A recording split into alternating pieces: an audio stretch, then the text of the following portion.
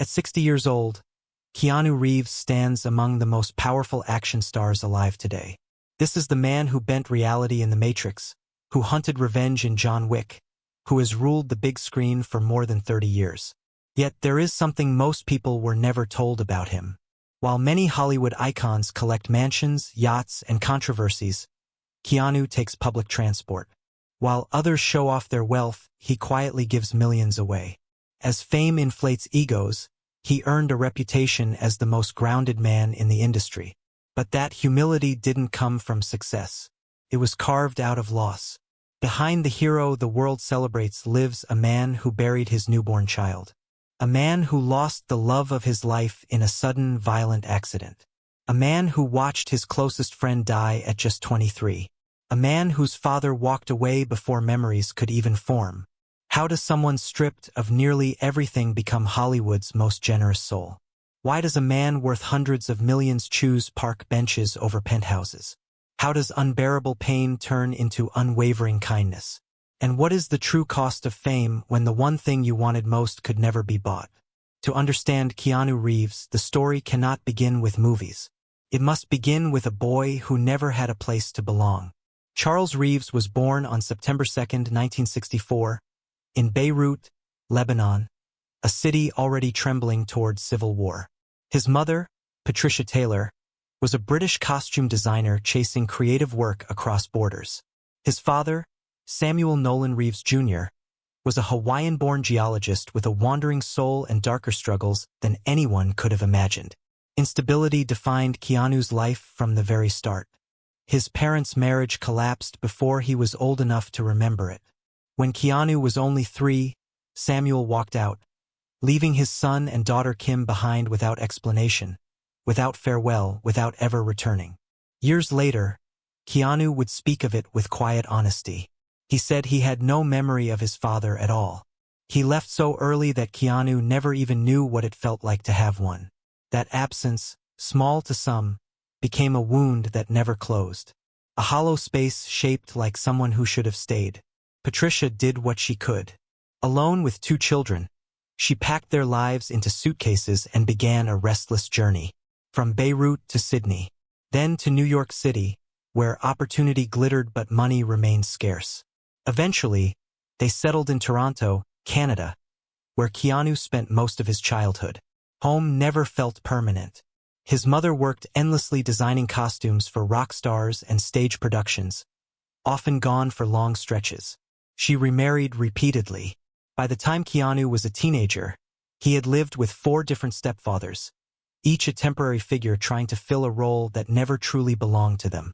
Keanu later recalled that he was always moving, always starting over, always the new kid. He attended 4 different high schools in 5 years, including the School of the Arts, De La Salle College, Avondale Alternative, and others. He never graduated from any of them. It wasn't rebellion driving him forward. It was a deeper restlessness. A child searching for stability in a life that never offered it. A child who belonged nowhere because nowhere had ever truly belonged to him. School was a struggle. Keanu suffered from dyslexia, turning reading into a daily battle. Words refused to cooperate. Classrooms became reminders of what came easily to others but not to him. Teachers grew impatient. Classmates moved ahead. Keanu, intelligent but lost, fell further behind. He later admitted that while he did well in some areas, words on a page defeated him. The experience made him feel unintelligent even when he knew he wasn't. That quiet shame followed him long after he left school behind. There were only 2 places where the world made sense: on the ice and on the stage. Hockey became his escape.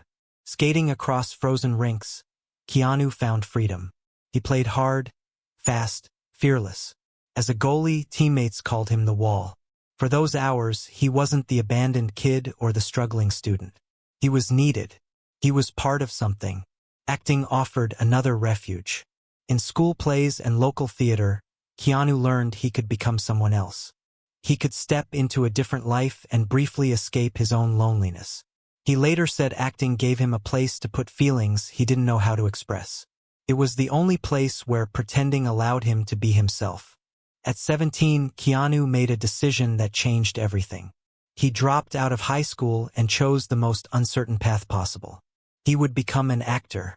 His mother didn't understand. His stepfather dismissed it. Friends warned him he was throwing his future away. But Keanu had spent his childhood being told where to go and who to be. For the first time, he chose his own direction. He took small roles in Canadian theater, commercials, and low-budget television films. He waited tables, slept on couches, and survived on determination alone. Rejection was constant. Uncertainty was exhausting, but uncertainty was familiar. This time it was his choice. The boy who had been abandoned, who never graduated, who drifted through life searching for a place to belong, began climbing towards something resembling a future. Yet success doesn't erase old wounds. For Keanu Reeves, the ache of not belonging would shape every choice, every loss, and every quiet act of kindness that would later define him. The journey had begun, but the greatest tragedies were still ahead. At 22, Keanu arrived in Los Angeles with little more than a worn suitcase and a resume barely worth a glance. Hollywood had crushed thousands before him, but he believed it couldn't be worse than what he had already survived. He was wrong. The early years were brutal. Auditions where no one looked up.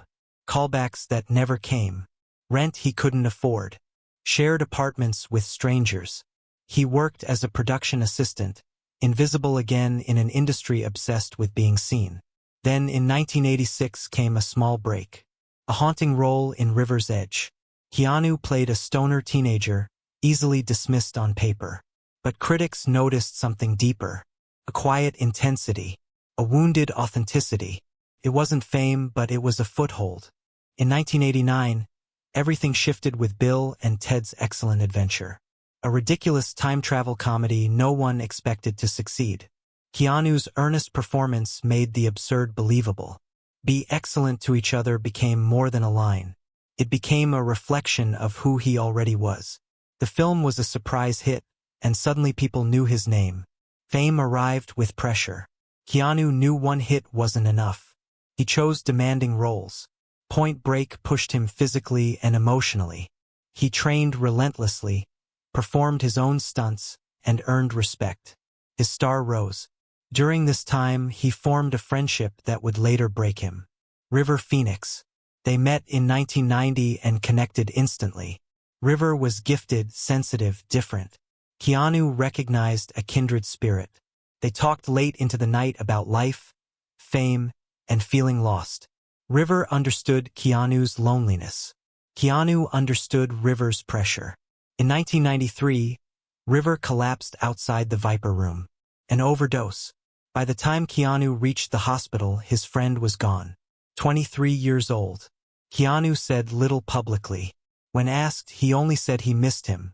3 words carrying unbearable weight.